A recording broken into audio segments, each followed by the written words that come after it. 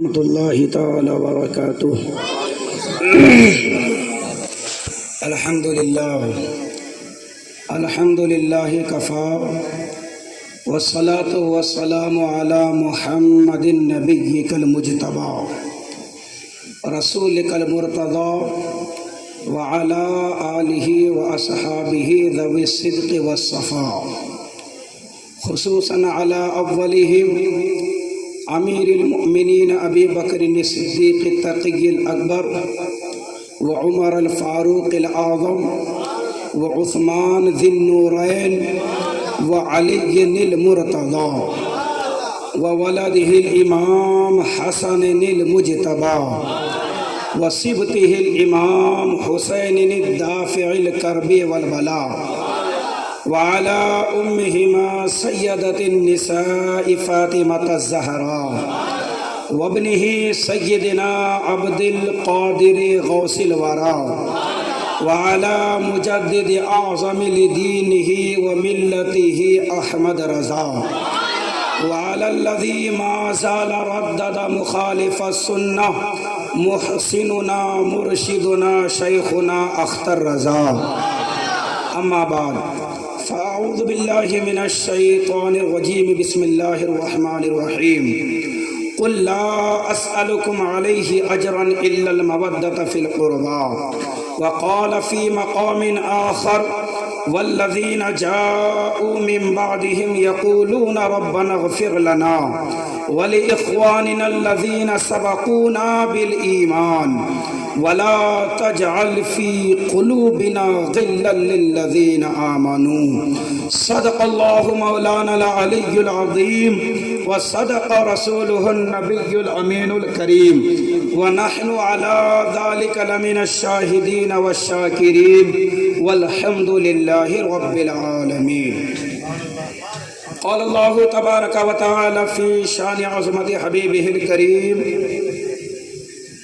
إن الله وملائكته يصلون على النبي يا أيها الذين آمنوا صلوا عليه وسلموا تسليما. اللهم صل على سيدنا شفيعنا حبيبنا وكريمنا نبينا مولانا محمد بارك وسلم. صلوا عليه صلاة وسلاما عليك يا سيدي يا حبيبي يا رسول الله صلى الله تعالى عليه وسلم. آج کی اس بابرکت اور نورانی محفل میں حضور صلی اللہ تعالی علیہ وسلم کے گھر والے اور حضور کے در والے، سمجھے آپ میری بات کو؟ گھر والے تو سمجھ گئے، در کا مطلب ہوتا ہے دروازہ. میری مراد صحابہ کرام. آج اسی پر انشاءاللہ گفتگو ہوگی، عظمت صحابہ و عظمت اہل بیت. چونکہ ہمارے امام کیا فرماتے ہیں؟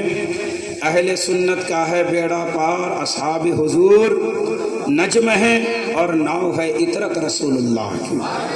ہم صحابہ والے بھی ہیں، ہم اہل بیت والے بھی ہیں. ہاں، ایسا نہیں ہوتا کہ ہم صرف کسی ایک کی فضیلت کو بیان کریں یا ایک کی محبت کا اعلان کریں، نہیں، بلکہ ہمارے سینے میں جو دھڑکنے والا دل ہے، اس کے ایک حصے میں صحابہ کی محبت ہے تو دوسرے حصے میں اہل بیت اطہار کی محبت ہے، اور یہی اصل ایمان ہے. حضرات، نسبت جو ہوتی ہے نا، یہ بہت بڑی چیز ہوتی ہے. آج یوں سمجھ لیجئے میں کوئی بیان نہیں بلکہ آپ کو کچھ مسئلے سمجھانے والا ہوں، کیونکہ اس دور میں لوگ اہل بیت کی محبت کے نام پر صحابہ کرام کی گستاخیاں کر رہے ہیں. اہل بیت کی محبت کے نام پر عشقوں سے باضابطہ صحابہ کرام کو گالیاں دے رہے ہیں. اس لیے آج میں آپ کو کچھ مسئلے سمجھاؤں گا جس کی روشنی میں آپ کو یہ بات سمجھ میں آ جائے گی کہ یہ جھوٹے سید زادے جو اسٹیج پہ بیٹھ کر اہل بیت کے نام پر اپنی دکانیں جو چمکا رہے ہیں اور حضور کے صحابہ کو گالیاں دے رہے ہیں، ان کی کیا حیثیت ہے آپ کو خود سمجھ میں آ جائے گی انشاءاللہ. حضرات، نسبت بہت بڑی چیز ہوا کرتی ہے. مانتے ہیں کہ نہیں؟ نسبت ہی سے انسان کو بہت فضیلت مل جاتی ہے۔ چپل جسے ہم پہنتے ہیں، یہ چپل جسے ہم نے پہن لیا، جس کو ہم نے اپنے پیر میں ڈال لیا، اب اس چپل کا حال یہ ہے کہ اس چپل سے مارنا تو کسی کو دور کی بات، اگر یہ چپل آپ کسی کو دکھائیں گے تو وہ گالی سمجھے گا، وہ اپنی توہین سمجھے گا، وہ آپ کو برا سمجھے گا۔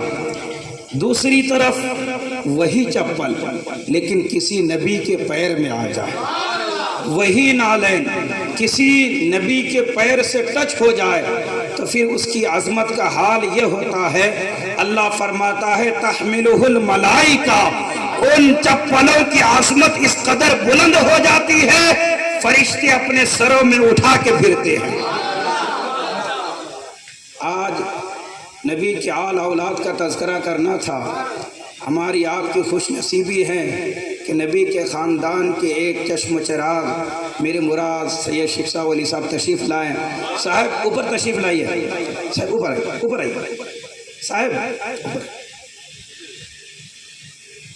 ہماری آپ کی خوش بختی ہے کہ جس گھر کا آج میں تذکرہ کرنے والا ہوں، اسی گھر کے، اسی خاندان کے، اسی خون کے ایک فرد، ایک انسان ہماری محفل میں حاضر ہے۔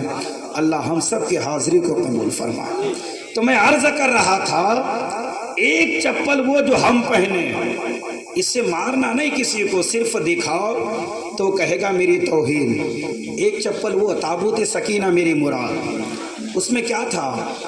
نبی کی چپل تھی، لیکن اللہ بیان فرماتا ہے اس تابوت سکینہ کا حال یہ ہے کہ تحملہ الملائکہ، فرشتے اپنے سر پر جو ان کی شان کے لائق ہے اس چپل کو اٹھا کر پھرتے ہیں۔ نسبت بہت بڑی چیز ہوتی ہے، پوری زمین اللہ ہی کی ہے، ساری کائنات۔ اللہ فرماتا ہے للہ ما فی السماوات و ما فی الارض، یسبح للہ ما فی السماوات و ما فی الارض، ساری کائنات اللہ کی، پوری زمین اللہ کی۔ لیکن ایک وہ زمین بھی ہے جس کے بارے میں اللہ فرماتا ہے لا اقسم بہذا البلد وانت حل بہذا البلد، حبیب مجھے اس شہر مکہ کی قسم، کیوں؟ کیا اس لیے کہ اس میں زمزم ہے، اس لیے کہ صفا مروہ ہے، اس لیے کہ میرا گھر خانہ کعبہ ہے؟ کہا نہیں نہیں، آگے خود اللہ فرماتا ہے وَأَنْتَ حِلٌّ بِهَذَا الْبَلَدِ، حبیب رب ہو کر قسم اس لیے اٹھا رہا ہوں، اس لیے کہ اس شہر مکہ کی زمین نے تیرے پیر کو چوما ہے۔ وَأَنْتَ حِلٌّ بِهَذَا الْبَلَدِ، حبیب آپ اس شہر میں رہتے ہیں۔ حضور کی نسبت سے شہر مکہ کو عظمت مل گئی۔ نسبت بڑی چیز ہے۔ اللہ تبارک و تعالی نے بہت سی کتابیں نازل فرمائی، چھوٹی بڑی۔ چھوٹی کتاب کو صحیفہ، بڑی کتاب کو کتاب کہا جاتا ہے۔ 4 مشہور کتابیں ہیں، توریت، زبور، انجیل، قرآن۔ چاروں اللہ ہی کی کتاب ہے، نازل کرنے والا اللہ ہے، لیکن دیوبندی بھی مانتے ہیں، وہابی بھی مانتے ہیں، یہاں تک کہ شیعہ بھی مانتے ہیں، اور ہم اہل سنت والجماعت تو مانتے ہی ہیں۔ وہ کیا کہ قرآن پاک تمام کتابوں میں سب سے زیادہ افضل ہے کہ نہیں؟ اب سوال یہ پیدا ہوتا ہے بقیہ 3 کتابیں وہ بھی تو اللہ ہی کی ہے، پھر اللہ ہی کی ایک کتاب ان 3 کتابوں سے افضل کیسے ہو گئی؟ اللہ ہی کی وہ بھی کتاب، وہ تینوں، اور یہ بھی اللہ ہی کی کتاب قرآن پاک، لیکن یہ قرآن ان تینوں کتابوں سے افضل کیسے ہو گئی؟ اگر آپ سوال کریں رب کی مشیت جواب دے گی۔ بے شک جس طرح زبور میرا کلام، انجیل میرا کلام، اسی طرح سے قرآن پاک یہ بھی میرا ہی کلام ہے، لیکن فرق یہ ہے کہ قرآن افضل اس لیے ہوا کہ قرآن کو میں نے آمنہ کے لال کے سینے پہ اتارا ہے۔ مصطفیٰ کی نسبت مل گئی، نسبت مصطفیٰ سے قرآن کو فضیلت مل گئی۔ نسبت بڑی چیز ہے۔ امتیں اور نبیوں کو بھی دی گئی، اور نبیوں کی امت کے بارے میں وہ نہیں ہے شان جو ہمارے اور آپ کے بارے میں اللہ فرماتا ہے۔ فرمایا کنتم خیر امت اخرجت للناس، فرمایا تم بہترین امت ہو۔ مولا وہ جو انبیاء کرام گزرے ہیں وہ بھی تو تیری ہی مخلوق ہے، وہ بھی تو تیرے ہی بندے ہیں، وہ بھی تو تیرے کسی نبی کے کلمہ پڑھنے والے تھے۔ یہاں رب کا اعلان دیکھو، رب یہ نہیں کہا تم بہترین نمازی ہو، تم بہترین حاجی ہو، تم بہترین غازی ہو، نہیں، بلکہ فرمایا بہترین امت ہو، اس لیے کیونکہ تم کوئی عام امت نہیں، میرے نبی کی امت ہو، میرے آخری نبی کی امت ہو۔ نسبت بڑی چیز ہے، نسبت بہت فائدے دیتی ہے۔ حضرات عورتیں بہت سی ہوئی کائنات میں، لیکن وہ عورت جو حضور کے نکاح میں آ گئی، مقام کیا ملا، نسبت مصطفیٰ حاصل ہو گئی تو مرتبہ کیا ملا۔ اللہ فرماتا ہے یا نساء النبی لستن کاحد من النساء، اے نبی کی عورتوں تم کوئی عام عورت نہیں ہو، تمہاری طرح دنیا میں کوئی عورت ہے ہی نہیں۔ کیوں؟ کیا اس لیے کہ یہ عورتیں عبادت گزار بہت زیادہ تھیں؟ ان سے بھی زیادہ عبادت گزار عورتیں گزری ہیں۔ کیا اس لیے کہ یہ اونچے خاندان کے تھے؟ اگر اونچے خاندان کی بات مان لی جائے تو اس خاندان میں دوسری عورتیں بھی تھیں، ان کا تذکرہ نہیں ہوا۔ کیا اس لیے کہ یہ عورتیں بہت زیادہ حسن و جمال والی تھی، بہت زیادہ خوبصورت تھی؟ نہیں، یہ وجہ نہیں ہے۔ پھر کیا وجہ ہے؟ اللہ فرماتا ہے کہ اے نبی کی عورتوں تم عام عورتوں کی طرح نہیں ہو، تمہارا مرتبہ دوسری عورتوں سے بہت بلند ہے۔ وجہ کیا ہے؟ اللہ خود فرماتا ہے وجہ یہ ہے کہ یا نساء النبی، اس لیے کہ تم نبی کی عورت ہو۔ نسبت بڑی چیز ہے، بہت فائدے ملتے ہیں اس سے۔ حضرات وہی نسبت اگر خونی نسبت ہو جائے، خون کا رشتہ اگر نبی سے ہو جائے، اگر اس نبی سے اس کا خون مل جائے تو اسی کو اہل بیت بولتے ہیں، اسی کو اہل بیت بولتے ہیں۔ بیت کا مطلب ہوتا ہے گھر، سمجھے؟ اہل کا مطلب ہوتا ہے والا، یعنی گھر والے۔ گھر والے تو بہت ہیں، ہم سب گھر والے ہیں، لیکن وہ عظیم گھر والے ہیں کہ جن کے بارے میں اللہ فرماتا ہے انما یرید اللہ لیذھب عنکم الرجس اہل البیت۔ اللہ اہل بیت کی پاکیزگی کو بیان فرما رہا ہے۔ حضور صلی اللہ تعالی علیہ وسلم ان کی نسبت نے اہل بیت کو ایک مقام عطا فرما دیا، صحابہ کرام کو ایک بلندی عطا کر دی، کیونکہ صحابہ کو حضور سے نسبت ہے۔ میں نے کہا نسبت بہت فائدے دیتی ہے، نسبت بہت بڑی چیز ہوتی ہے۔ اب ہم اگر صحابہ کو مانتے ہیں، ہم اگر اہل بیت کو مانتے ہیں تو وجہ کیا ہے؟ وجہ صرف یہ ہے کہ اہل بیت حضور کے گھر والے ہیں، صحابہ حضور کے در والے ہیں، دونوں کو حضور سے نسبت ہے۔ نسبت مصطفیٰ سے ان کو اتنی بلندی مل گئی، نسبت مصطفیٰ سے حضور کی بیویوں کو وہ بلندی مل گئی، نسبت مصطفیٰ سے شہر مکہ کو عظمت مل گئی، نسبت مصطفیٰ سے قرآن پاک کو فضیلت مل گئی، تو خود اس مصطفیٰ کی عظمتوں کا اندازہ کیا لگایا جا سکتا ہے؟ اس مصطفیٰ کی شانوں کو، اس مصطفیٰ کے مقام و مرتبے کو بھلا کون بیان کر سکتا ہے؟ اسی لیے میرے امام فرماتے ہیں سب سے اولا و اعلیٰ ہمارا نبی، سب سے بالا و والا ہمارا نبی، خلق سے اولیاء، اولیاء سے رسول، اور رسولوں سے اعلیٰ ہمارا نبی۔ اللہ اکبر یا رسول اللہ، زندہ باد، مرحبا، زندہ باد۔ لیکن حضرات نسبت کے ساتھ ساتھ ایک چیز جو سب سے اہم اور ضروری ہے وہ یہ ہے کہ عقیدہ بھی وہی ہونا چاہیے جو حضور کا عقیدہ ہے. جی میننگ، نسبت کا میننگ یوں سمجھ لیجئے لنک، کنیکشن. جی تو درود پاک پڑھنے بات بھول رہا ہوں میں، کیا بیان کر رہا تھا. اللہم صلی علی سیدنا شفیعنا حبیبنا و کریمنا و نبینا مولانا محمد بارک وسلم صلو علیہ صلاۃ و سلام علیک یا رسول اللہ صلی اللہ تعالیٰ علیہ وسلم. کسی کے ذہن میں اگر کوئی ڈاؤٹ آئے بیان سنتے وقت، میری ادباً گزارش ہے اس ڈاؤٹ کو آپ ذہن میں رکھیں، بعد میں پوچھیں، میں ضرور انشاءاللہ تشفی بخش جواب دینے کی کوشش کروں گا. ٹھیک ہے؟ ہاں، بعد میں آپ حضرات بالکل پوچھ سکتے ہیں. میں کہیں نہیں جاتا، ان پیشاور مقرروں کی طرح بھی نہیں کہ آیا کچھ کا کچھ بول دیا، بلکہ الحمدللہ میری عادت ہے میں جو بات کرتا ہوں حوالے کے ساتھ کرتا ہوں، ریفرنس کے ساتھ باتیں کرتا ہوں، قرآن و حدیث ہی کی روشنی میں باتیں کرتا ہوں. آپ کے ہاں علم کا خزانہ تاج الشریعہ لائبریری موجود ہے. جو بھی ڈاؤٹ ہو میرے بیان سن کر یا ویسی ہی کوئی ڈاؤٹ ہو آپ آ کر پوچھ سکتے ہیں، انشاءاللہ مکمل تشفی بخش آپ کو جواب دیا جائے گا. ٹھیک ہے؟ ہاں، تو میں عرض کر رہا تھا کہ نسبت کے ساتھ ساتھ عقیدہ بھی وہی ہونا چاہیے جو عقیدہ حضور کے عقیدے سے ملتا ہو.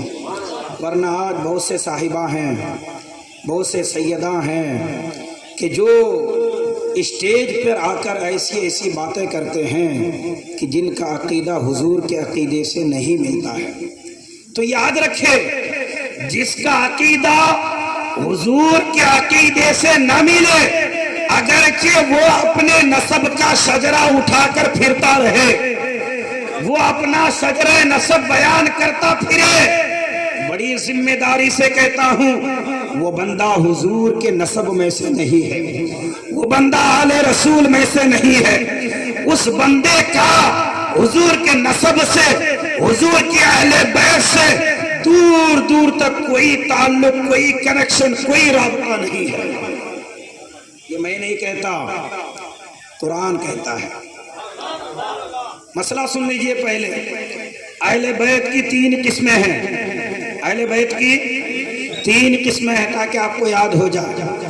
ایک اہل بیت نسب، ایک اہل بیت سکونت، اور ایک اہل بیت ولادت. اہل بیت نسب یعنی کہ وہ لوگ کہ جن کے ذریعے سے حضور، ظاہری جو ذریعہ بنا، وہ رشتہ دار کہ جن کے ذریعے سے حضور اس دنیا میں تشریف لائے. مطلب حضرت عبداللہ اور حضرت آمینہ آپ کے والدین کریمین، اللہ ان کے مزار مبارک پر کروڑوں رحمت نازل فرمائے. اور ان کے علاوہ حضرت امیر حمزہ رضی اللہ تعالی عنہ اور حضرت عباس رضی اللہ تعالی. یہ کیا ہے؟ اہل بیت نسب. یاد کر لیجئے اس سبق کو. آج لوگ اہل بیت کے نام پر بڑا دھوکہ دیتے ہیں. آج لوگ اہل بیت کے نام پر صحابہ کرام کو گالیاں دیتے ہیں. جب آپ سمجھ جائیں گے نا کہ اہل بیت میں کون ہے تو پھر اس کے چہرے کو دیکھ کر آپ بھٹکیں گے نہیں، اس کے چہرے کو دیکھ کر آپ بھٹک نہیں جائیں گے، بلکہ جب اس کی بات کو سنیں گے نا تو آپ وہاں سے ہٹ جائیں گے اپنے عقیدے کو لے کر. آپ اپنا عقیدہ بچا لیں گے. کیونکہ آج بہت سی ایسی خانقاہیں ہیں، بہت بولڈ میں لکھا رہتا ہے سید، ایک دم بولڈ موٹے حروف میں سید. لیکن دیکھو سید ہونے کے لیے کیا شرط ہے، اور یہ شرط قرآن نے بیان کی ہے. ہر بندہ آج اٹھ جاتا ہے، کہتا ہے میں سید ہوں، کہتا ہے کہ میں حضور کے آل میں سے ہوں. ایک طرف دعویٰ کرتا ہے حضور کے آل میں سے ہونے کا، دوسری طرف عقیدہ دیکھو تو حضور کے عقیدے کے خلاف ہے. میں نے کہا جب تک عقیدہ حضور کے عقیدے کے مطابق نہ ہوگا، کتنا ہی بڑا لمبا شجرہ لے کر پھرے، وہ حقیقت میں سید نہیں ہو سکتا ہے. اس کی سیادت کسی کام کی نہیں ہے. سنو، چچا حضرت عباس بھی ہیں، چچا حضرت امیر حمزہ بھی ہیں، لیکن یہ دونوں اہل بیت نسب میں شامل ہیں، دوسری طرف چچا ابو لہب بھی ہے۔ لیکن بتائیے کیا ابو لہب اہل بیت میں شامل ہے؟ نہیں ہے۔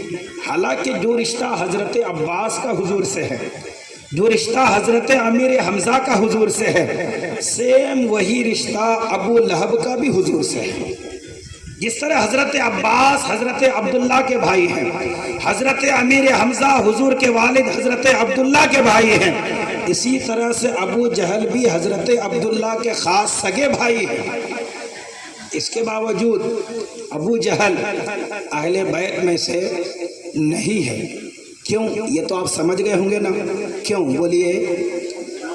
عقیدہ حضور کے عقیدے کے مطابق نہیں تھا، عقیدہ حضور کے عقیدے کے مطابق نہیں تھا، تو وہ اہل بیت سے نکل گیا، اہل بیت میں سے نہیں رہا۔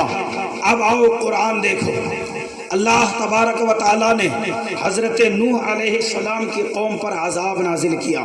وہ عذاب کیا تھا؟ سیلاب آیا، پانی آیا، ہر طرف پانی ہی پانی۔ اس سے پہلے اللہ نے حضرت نوح علیہ السلام سے فرمایا، اے نبی نوح علیہ السلام آپ ایک کشتی تیار کر لیجئے۔ نوح علیہ السلام نے عرض کی، یا اللہ وہ کشتی کیسی ہونی چاہیے؟ اللہ نے فرمایا معمول کی کشتی جیسی ہوتی ہے عام طور پر کامن، ویسی ہی کشتی بنا لو، لیکن نوح شرط یہ ہے کہ اس کشتی میں 5 تختے میری مرضی کے مطابق اس میں لگاؤ۔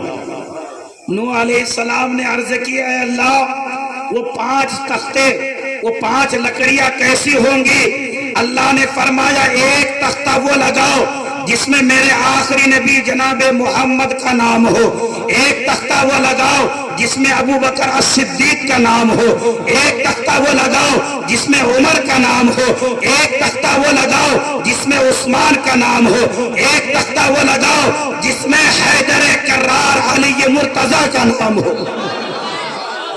کہا 5 تختے میری مرضی کے مطابق لگاؤ، باقی تختے تیری اپنی مرضی کے مطابق لگاؤ۔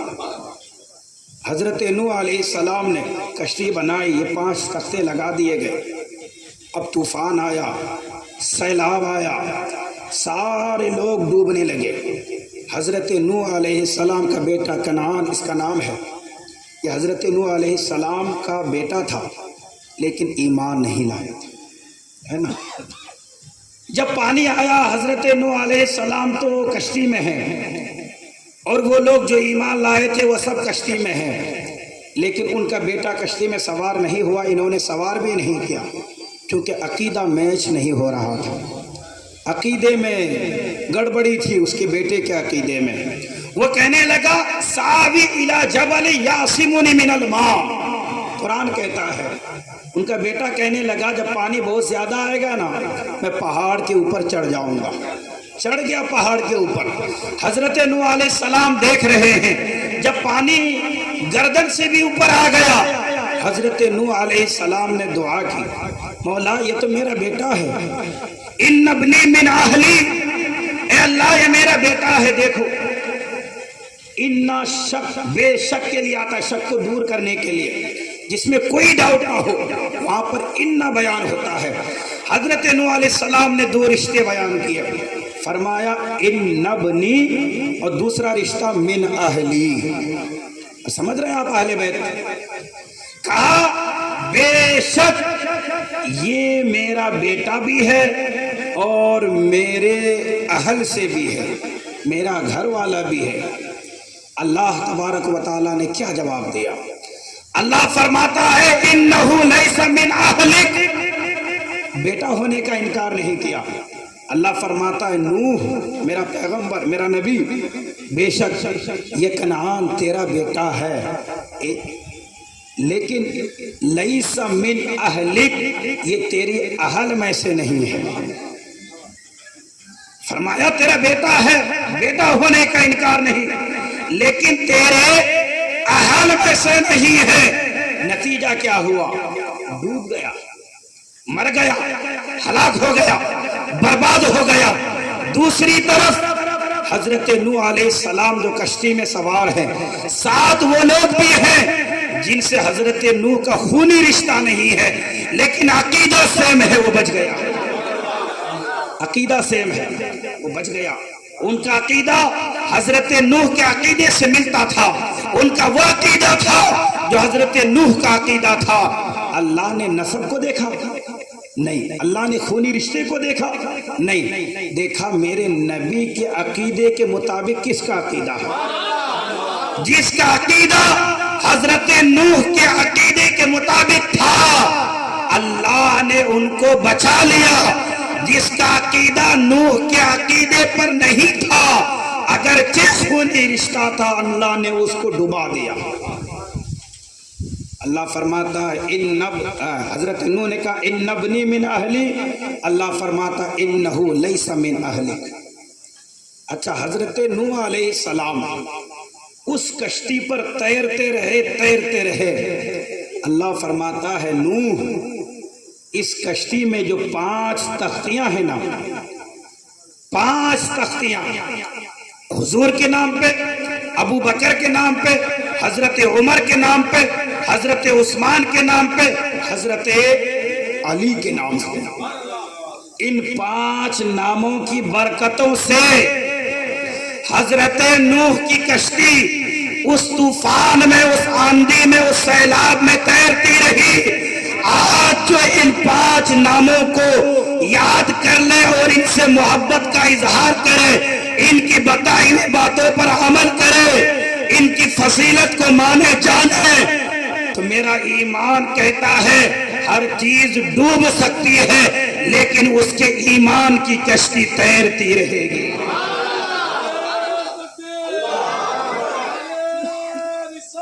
یا رسول اللہ، جنتی جنتی، جزاک اللہ، جنتی جنتی۔ حضرات ایک نقطہ میں بیان کروں، ہاں فرسٹ ٹائم یہ بات آپ سن رہے ہوں گے، میں بھی فرسٹ ٹائم بیان کر رہا ہوں، بڑی لطف کی بات ہے۔ یہ جو 4 خلفاء ہیں نا، حضرت ابو بکر، حضرت عمر، حضرت عثمان، حضرت علی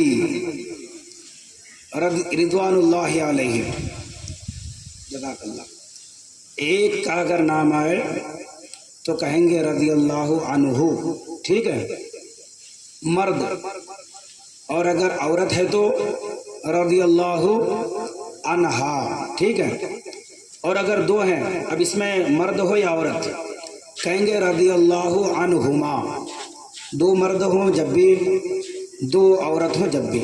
یہ بزرگان دین کے نام لینے کا میں عادت اور طریقہ بتا رہا ہوں۔ اور اگر 2 سے زیادہ ہوں، چاہے 3 ہو یا 300 یا 3000 کتنے بھی ہوں، تو کہیں گے رضوان اللہ علیہم، کیا کہیں گے؟ ہاں، رضوان اللہ علیہم۔ حضرت ابو بکر صدیق کا اصلی نام عبداللہ ہے، کیا ہے؟ عبداللہ۔ ناموں پہ غور کیجئے، شروع میں کیا آیا؟ عین، عبداللہ۔ حضرت ابو بکر کا نام، اصلی نام، یہ کنیت ہے ابو بکر، نام عبداللہ ہے، شروع کہاں سے ہو رہا ہے؟ عین سے۔ عمر کہاں سے شروع ہو رہا ہے؟ بولیے نا، اتنا آسان مسئلہ نہیں، اتنا مشکل مسئلہ نہیں ہے جتنا آپ لوگ سمجھ رہے ہیں۔ حضرت عثمان کا نام کہاں سے شروع ہو رہا ہے؟ حضرت علی کا عین سے۔ 4 خلفاء کا نام شروع ہو رہا ہے کس حرف سے؟ عین سے۔ حضرت بیٹھے ہیں، عربی میں عین کے 2 معنی آتے ہیں، کئی معنی ہیں لیکن میں 2 معنی بیان کر رہا ہوں۔ ایک عین کا معنی ہوتا ہے آنکھ، کیا؟ آنکھ۔ اور ایک عین کا معنی ہوتا ہے چشمہ، یہ والا چشمہ نہیں، یہ آئینہ کا جسے بولتے ہیں، یہ نہیں، چشمہ وہ جہاں سے پانی نکلتا ہے، وہ والا چشمہ۔ اب دیکھیے ان 4 کے نام شروع ہوتے ہیں عین سے۔ اچھا، حضور فرماتے ہیں کہ اللہ نے مجھے چنا اور میرے لیے میرے اصحاب کو چنا۔ یہ اتفاقی مسئلہ نہیں ہے کہ ویسے ہی یہ ان کے خلیفہ بن گئے، نہیں، سب رب کی مشیت کے مطابق ہو رہا ہے۔ مطلب یہ ہے کہ ان چاروں میں سے کوئی تو مصطفیٰ کی آنکھ ہے، کوئی مصطفیٰ کے فیض کا چشمہ ہے۔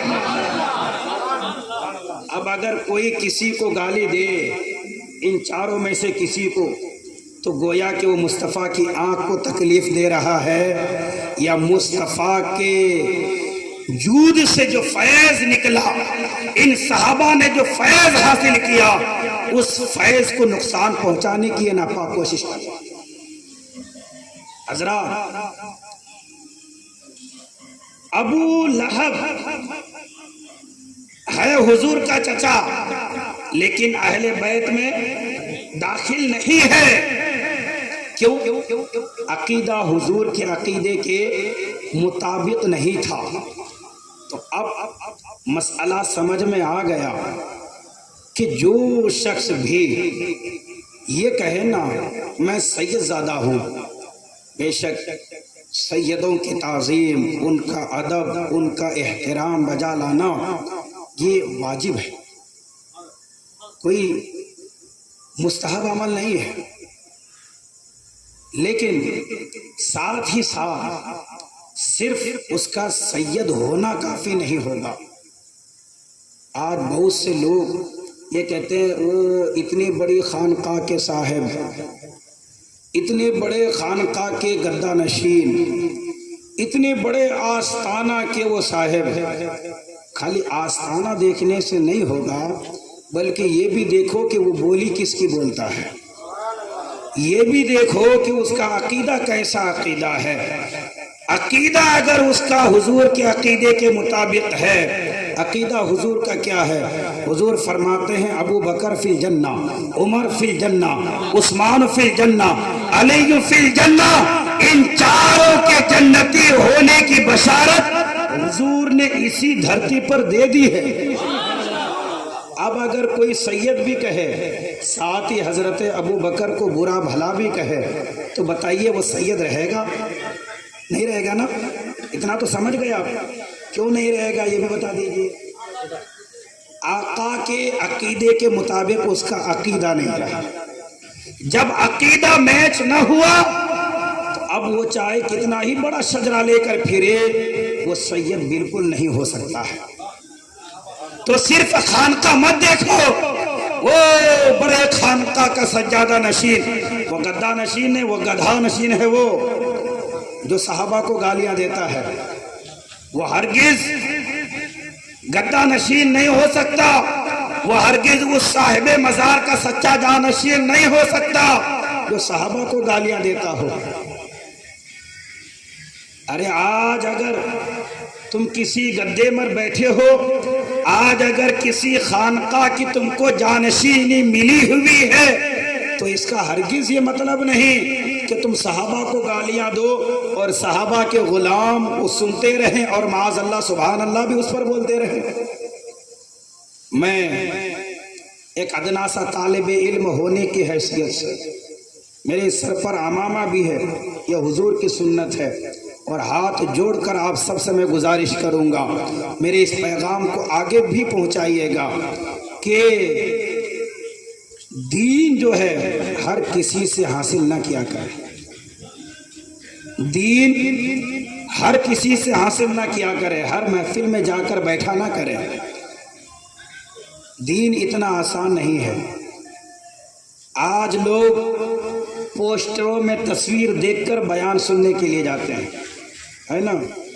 آج جلسوں کے پوسٹروں کا حال بھی ایسا ہو گیا ہے، لگتا نہیں کہ یہ دینی جلسے کا کوئی پروگرام کا یہ پوسٹر ہے۔ ہاں، حضور کا نام چھوٹا سا، صحابہ کا نام چھوٹا سا، اور اس مقرر کا نام بھی چھوٹا سا، لیکن فوٹو دیکھے تو اتنا بڑا سا، حالانکہ وہ حرام ہے۔ بھائی جس نے جائز بھی کہا ہے وہ ضرورت کے حساب سے جائز کہا ہے۔ کہ جلسوں میں تم آ رہے ہو، اس میں فوٹو ڈلوانے کی کیا ضرورت ہے؟ اس کے بغیر کیا دین کا کام نہیں ہو سکتا ہے؟ لوگ آج پوسٹروں میں پکچر دیکھ کر، فوٹوز دیکھ کر بیان سننے کے لیے جا رہے ہیں۔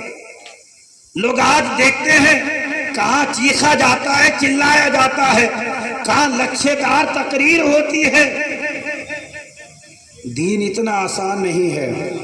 حضور فرماتے ہیں ان ھذا العلم دین فانظروا عمن تاخذون دینکم۔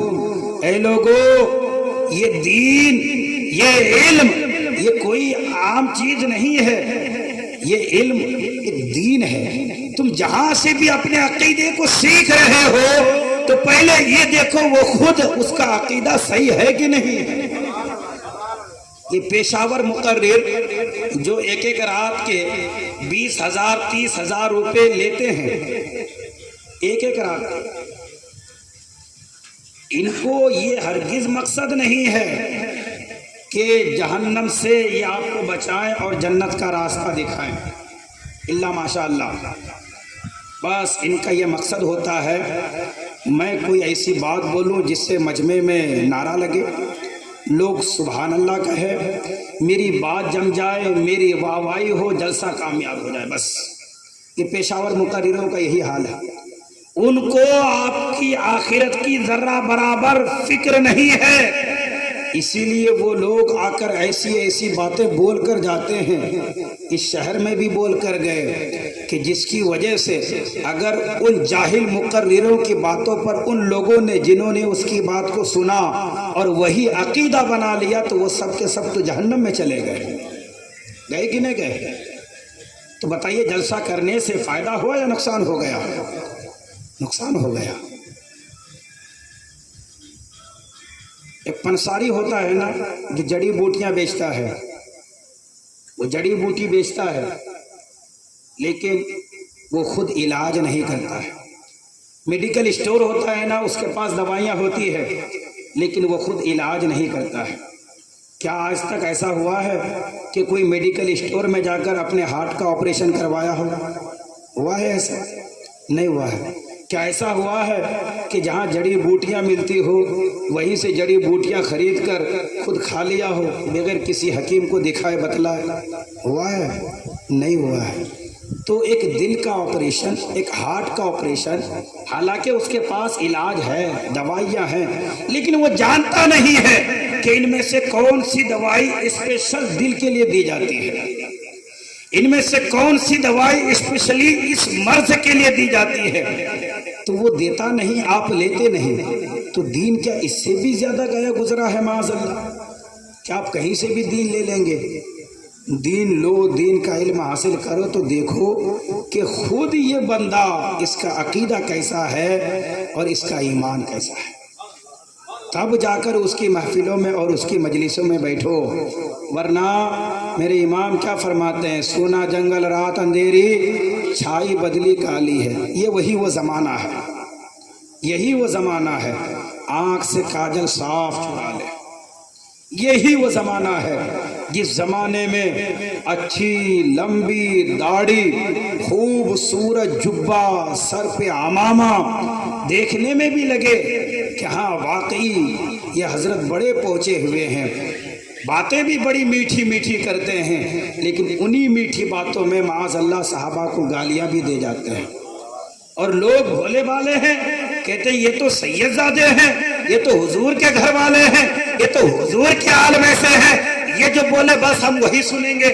میں ایک بات پوچھتا ہوں کہ تم نے کلمہ کیا کسی آل رسول کا پڑھا ہے یا اللہ کے رسول کا پڑھا ہے؟ بولو اللہ کے رسول کا نا، تو بات وہ مانو جو اللہ کے رسول نے کہا ہے۔ آل رسول اسی وقت تک آل رسول رہے گا جب تک اس کا عقیدہ اللہ کے رسول کے عقیدے کے مطابق رہے گا۔ جیسے ہی عقیدے سے ہٹا اس کی سیادت ختم ہو گئی، آل رسول، اولاد علی، یہ سب القابات اس کے ختم ہو گئے، اب وہ لائق تعظیم نہیں رہے گا۔ ٹھیک ہے، تو ایک اہل بیت نسب جس میں حضرت عبداللہ، حضرت آمینہ اور حضرت عباس اور حضرت امیر حمزہ یہ شامل ہیں، اہل بیت نسب اس کو بولتے ہیں۔ ایک ہے اہل بیت سکونت جس میں حضور کی تمام ازواج مطہرات شامل ہیں، حضور کی تمام بیویاں شامل ہیں، اس کو بولتے ہیں اہل بیت سکونت. یاد کر لیجئے، سبق میں پڑھا رہا ہوں آج آپ، تاکہ آپ دھوکہ نہ کھائیں کہ ہمیں کس آل نبی کی تعظیم کرنی ہے، یہ بات آپ کے ذہن میں رہے. ہاں، اور ایک ہے اہل بیت ولادت، یعنی کہ جو حضور کے یہاں بچوں کی جو ولادت ہوئی، حضور کی بیٹیاں اور حضور کے بیٹے. تو کتنے قسم کی ہوئی اہل بیت؟ 3. اہل بیت نسب، اہل بیت سکونت، اہل بیت ولادت. 3 قسم کے ہوئے اہل بیت. یہ تینوں کے تینوں لائق تعظیم ہیں. اب پھر اہل بیت کی ایک دوسری تقسیم ہوتی ہے، اصل اہل بیت، داخل اہل بیت، لاحق اہل بیت. اصل اہل بیت یعنی کہ حضور صلی اللہ تعالی علیہ وسلم کی بیٹیاں اور حضور کے بیٹے، اس کو کیا بولیں گے؟ اصل اہل بیت. ٹھیک ہے، حضور کی 4 بیٹیاں، حضور کے 3 بیٹے اور حضور کی 11 بیویاں، یہ اصل اہل بیت. داخل اہل بیت تو اس میں حضرت علی، حضرت فاطمہ، حضرت حسن اور حضرت حسین، یہ کیا ہے؟ داخل اہل بیت. حضور صلی اللہ علیہ وسلم نے ایک چادر مبارک کو لیا، اپنے سر پہ ڈھانکا، فرمایا علی، فاطمہ، حسن، حسین چاروں ادھر آ جاؤ. سب اس چادر میں داخل ہوئے. حضور نے فرمایا اللہم ہؤلاء بیتی، اے اللہ یہ میری اہل بیت ہے.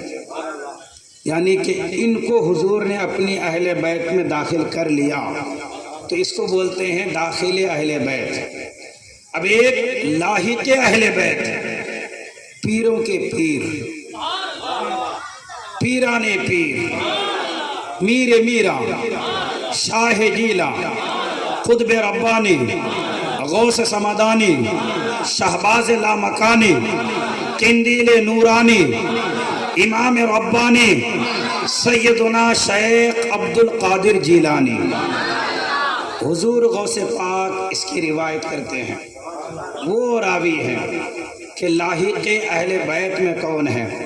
فرماتے ہیں، حضور فرماتے ہیں کل تقی من آلی، فرماتے ہیں قیامت تک میری امت میں جتنے بھی متقی لوگ ہوں گے سب میری آل میں داخل ہیں. سمجھ گئے؟ کتنے قسم کے آل ہوئے؟ 3 قسم کے، اصل اہل بیت، داخل اہل بیت، لاحق اہل بیت. یہ سب کے سب لائق تعظیم ہے. ان سب کا ادب و احترام کرنا ہے. کس لیے؟ وجہ یہ ہے کہ ان سب کو مصطفیٰ سے نسبت مل گئی ہے، ان سب کا تعلق حضور کے ساتھ ہے، تو حضور سے نسبت کی وجہ سے ہم ان سے بھی محبت کرتے ہیں اور کریں گے. اب جب اتنا سمجھ گئے تو اب ان کا مقام سمجھو اہل بیت. میں نے جو آیت کریمہ تلاوت کی، اللہ فرماتا ہے حبیب آپ فرما دیں قل لا اسألکم علیہ اجرا الا المودۃ فی القربى. حبیب آپ اعلان فرما دیں کہ میں تم سے کوئی بدلہ نہیں مانگتا، کوئی بدلہ نہیں مانگتا. اچھا یہ بتائیے کہ بدلہ کس سے مانگا جاتا ہے؟ بدلہ آپ کس سے لیں گے بھائی؟ جس کو آپ نے کچھ دیا اس سے نہ بدلہ لیں گے. جس کو آپ نے کچھ دیا ہی نہیں تو اس سے بدلہ لیں گے کیا؟ وہ تو بھیک ہے کہ نہیں؟ یا آپ گفٹ لے رہے ہیں یا تحفہ لے رہے ہیں، بدلہ نہیں. بدلے کے لیے ضروری ہے کہ آپ کچھ دیں. اب یہاں سے ہم اہل سنت والجماعت کا یہ عقیدہ بھی ظاہر ہو گیا، یہ عقیدہ بھی کھل گیا کہ حضور دینے والے ہیں، حضور عطا فرمانے والے ہیں. جبھی تو حضور اعلان کر رہے ہیں کہ میں بدلہ نہیں لیتا، بدلہ نہیں مانگتا. لیکن ساتھ ہی الا المودۃ فی القربى، ہاں میرے قریبی رشتہ داروں کی محبت مانگتا ہوں. اب یہاں اعتراض ایک یہ ہوتا ہے کہ حضور سے بھی پہلے جتنے انبیاء کرام آئے نا، ان انبیاء کرام کے واقعات پارہ نمبر 19 سورہ شعراء میں ہے کہ ان نبیوں نے جب تبلیغ کا کام انجام دیا تو اپنی امت سے کہا ان اجری الا علی اللہ، کہ اس تبلیغ کا بدلہ میں اللہ کے ذمے چھوڑتا ہوں۔ لیکن حضور صلی اللہ علیہ وسلم یہ تو سب سے افضل نبی ہیں، سید المرسلین ہیں، سید الانبیاء ہیں، تو حضور پھر بدلہ کیسے مانگ رہے ہیں؟ جب وہ نبی کہے کہ میں کوئی بدلہ نہیں مانگتا تو حضور کو بھی تو کہنا چاہیے نا کہ میں بھی نہیں مانگتا۔ تو حضور سے کہلوایا جا رہا ہے حبیب آپ کہو الا المودۃ فی القربى، کہ قرابت داروں کی محبت بدلے کے طور پہ مانگتا ہوں۔ یہ سوال ہوتا ہے کہ نہیں؟ ہمارے علماء نے ہر سوال کا جواب دیا ہے تاکہ کوئی گستاخ حضور کی طرف انگلی نہ اٹھائے، کوئی گستاخ یہ نہ کہے کہ انہوں نے تبلیغ کی اور اس کا بدلہ بھی امت سے لے لیا۔ ارے امت کیا بدلہ دے، امت کیا حضور کو دے؟ ساری امت بھکاری ہے، حضور ہی تو بادشاہ ہے، حضور ہی تو داتا ہے، حضور ہی تو سب کو عطا فرمانے والے ہیں۔ حضور کو بھلا کون کیا دے سکتا ہے؟ کون دیتا ہے؟ دینے کو منہ چاہیے، دینے والا ہے سچا ہمارا نبی، ہمارا نبی ہی تو دینے والا ہے، نبی کو بھلا کون کیا دے سکتا ہے؟ تو یہاں پھر اس آیت کا مطلب کیا ہوا؟ تو اس آیت میں اگر آپ غور کریں گے نا بات سمجھ میں آ جائے۔ اصل میں یہ بات حضور کی ہے ہی نہیں، یہ تو اللہ کہلوا رہا ہے اپنے نبی سے۔ غور کیجئے اسٹارٹنگ کہاں سے ہو رہی ہے؟ قل حبیب آپ فرما دو، مطلب کہ طلب اللہ کی ہے، مرضی اللہ کی ہے، خواہش اللہ کی ہے۔ اللہ کہہ رہا ہے حبیب آپ کہہ دیجئے منشا میری ہے، کیا؟ لا اسألکم علیہ اجرا الا المودۃ فی القربى، لیکن ساتھ ہی ساتھ اگر تم ان اہل بیت سے محبت کرو گے، میرے قریبی رشتہ داروں سے محبت کرو گے، تو میرے قریبی رشتہ داروں کا اس سے ان کی عزت میں، ان کی تکریم میں، ان کی فضیلت میں کچھ فرق پڑنے والا ہے یا نہیں؟ اس سے کوئی بحث نہیں، لیکن اگر تم عزت کرو گے تو تمہاری بگڑی ضرور بن جائے گی، تمہارا کام ضرور بن جائے گا، تم سے تمہارا رب اور تمہارا نبی ضرور راضی ہو جائے گا۔ تو کہا الا المودۃ فی القربى۔ اچھا، محبت بھی عربی کا لفظ ہے اور مودت بھی عربی کا لفظ ہے، لیکن دونوں میں فرق ہے۔ محبت کہتے ہیں جن دو لوگوں کے درمیان محبت ہو اور اسے الگ کر دیا جائے، جدائی کے باوجود موت نہ آئے تو اس محبت کو محبت کہتے ہیں۔ سمجھے آپ؟ دو لوگوں میں محبت ہے، الگ کر دیے تو جدائی میں مر نہ جائیں، اس کو محبت بولتے ہیں۔ اور مودت کہتے ہیں اتنی گہری محبت ہو کہ الگ کر دیا جائے تو موت آ جائے۔ مچھلی کو پانی سے محبت نہیں بلکہ مودت ہے، اسی لیے مچھلی کو پانی سے آپ الگ کریں گے نا، مچھلی مر جائے گی۔ اب یہاں دیکھو، جو مطالبہ ہے وہ محبت کا نہیں مودت کا ہے۔ مطلب یہ ہے کہ دل میں اگر اہل بیت کی محبت ہے تو ایمان ہے، اگر اہل بیت کی محبت نہیں ہے تو ایمان بھی نہیں ہے۔ آج آپ حضرات کچھ بول نہیں رہے ہیں، کیا میری باتیں باؤنڈ سے جا رہی ہے؟ جی سمجھ میں آ تو رہا ہے نا، پھر بول کیوں نہیں رہے؟ آج کل آپ حضرات زندہ دل تھے، آج دیکھ رہا ہوں بول ہی نہیں رہے آپ لوگ۔ آپ کے جوش اور جذبے سے میں بیٹھی ہوئی آواز سے ڈیڑھ گھنٹے بیان کر رہا ہوں، اگر جوش و جذبہ نہیں رہا تو میں 1 گھنٹے میں بیان ختم کر دوں گا۔ زندہ نبی کی زندہ امت ہیں آپ، اور زندہ نبی کی اہل بیت کا تذکرہ سن رہے ہیں آپ۔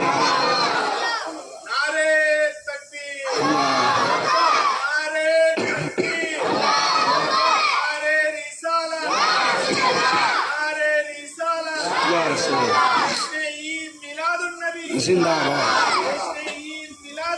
زندہ باد. درود پاک پڑھ لیں. اللہم صلی علی سیدنا شفیعنا حبیبنا و کریمنا نبینا مولانا محمد بارک وسلم. صلو علیہ صلاۃ و سلام علیک یا سیدی یا حبیبی یا رسول اللہ صلی اللہ تعالی علیہ وسلم. تو حضور صلی اللہ علیہ وسلم سے کہلوایا گیا کہ حبیب آپ فرما دیں کہ میں نے جو تم کو دین دیا، ہدایت دی اور جہنم سے کھینچ کر جنت کا راستہ دکھا دیا، تمام باطل خداؤں سے الگ کر کے تم کو ایک سچے خدا کی بارگاہ کا راستہ دکھا دیا، ان تمام احسانات پر کوئی بدلہ نہیں چاہتا، بس صرف ایک یہ کہ میری اہل بیت سے، میرے قرابت داروں سے محبت کرو. یہ محبت اور یہ عقیدت اور یہ عشق کتنی زیادہ اہمیت رکھتی ہے ایمان کے لیے، یہ حدیث پاک سنیں.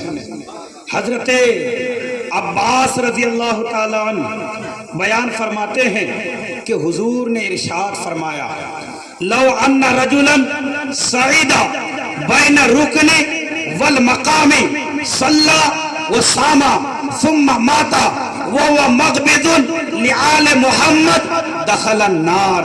حضرت عباس فرماتے ہیں کہ کسی شخص نے اگر مقام ابراہیم کے سامنے، کسی شخص نے خانہ کعبہ کے سامنے جا کر نمازیں پڑھی اور اس حال میں کہ روزہ رکھا ہوا تھا، کس حال میں؟ روزہ رکھ کے وہ نمازیں پڑھ رہا تھا، ثم ماتا، پھر وہی مر گیا، لیکن دل میں اہل بیت کی محبت نہیں تھی، فرمایا دخل النار، وہ جہنم میں داخل ہو جائے گا، وہ بندہ جہنمی ہوگا. کتنی عظمت والی جگہ پہ کھڑے ہو کے نمازیں پڑھ رہا ہے، کتنی عظمت والی جگہ پہ کھڑے ہو کے اللہ کی عبادت کر رہا ہے، لیکن دل میں اہل بیت کی محبت نہیں، تو فرمایا وہ بندہ جہنمی ہے، جہنمی ہے. کیوں؟ اس لیے کہ انہوں نے اس کی تعظیم نہیں کی جس کو نسبت تھی حضور سے. حضور فرماتے ہیں اللہ اللہ فی اصحابی لا ترغضوہم بعدی فمن احبہم فبحبی احبہم ومن ابغضہم فبحبی ابغضہم ومن آذاہم فقد آذانی ومن آذانی فقد آذ اللہ ومن آذ اللہ یوشک ان یاخذہ. حضور فرماتے ہیں لوگو اللہ کے لیے میرے صحابہ کے بارے میں ڈرو، اللہ کے لیے میرے صحابہ کے بارے زبان کھولنے سے ڈرو، میرے بعد میرے صحابہ کو نشانہ مت بنانا. حضور کی نگاہ نبوت دیکھ رہی تھی کچھ لوگ ایسے ہوں گے جو صحابہ کو گالیاں دیں گے، کچھ لوگ ایسے ہوں گے جو صحابہ کو برا بھلا کہیں گے، اسی لیے حضور پہلے ہی فرما چکے میرے بعد میرے صحابہ کو برا بھلا مت کہنا. فرماتے فمن احبہم، جس نے میرے صحابہ سے محبت کی، مجھ سے محبت کی وجہ سے ان سے محبت کی، اور جنہوں نے میرے صحابہ سے دشمنی کی، جنہوں نے میرے صحابہ سے بغض رکھا، فرمایا مجھ سے بغض ہونے کی وجہ سے ان سے بغض رکھا. فرمایا جنہوں نے میرے صحابہ کو تکلیف دی اس نے مجھے تکلیف دی. ومن آذانی فقد آذ اللہ، حضور کا اعلان ہے جس نے مجھے تکلیف دی اس نے اللہ کو تکلیف. اور حضور فرماتے ہیں جس نے اللہ کو تکلیف دی اللہ اس کو جلد پکڑ لے گا، اللہ اپنی گرفت میں لے گا، اللہ اس پر عذاب نازل کرے گا، اللہ اس پر عذاب نازل کرے گا. حضور صحابہ کے بارے میں امت کو بتاتے رہے کہ میرے صحابہ کے بارے میں زبان کھولنا تو سوچ سمجھ کر سنبھال کر زبان کھولنا، یہ نہیں کہ حب علی کے نام پر حضرت امیر معاویہ کو گالی دو، حب علی کے نام پر حضرت عمر کو گالی دو، حب علی کے نام پر حضرت ابو بکر الصدیق کو گالی دو. یہ ہرگز ایمان والوں کی پہچان نہیں ہے. اہل ایمان وہ ہے سنی مسلمان وہ ہے جس کے دل میں صحابہ کی بھی محبت ہے، اہل بیت کی بھی محبت ہے۔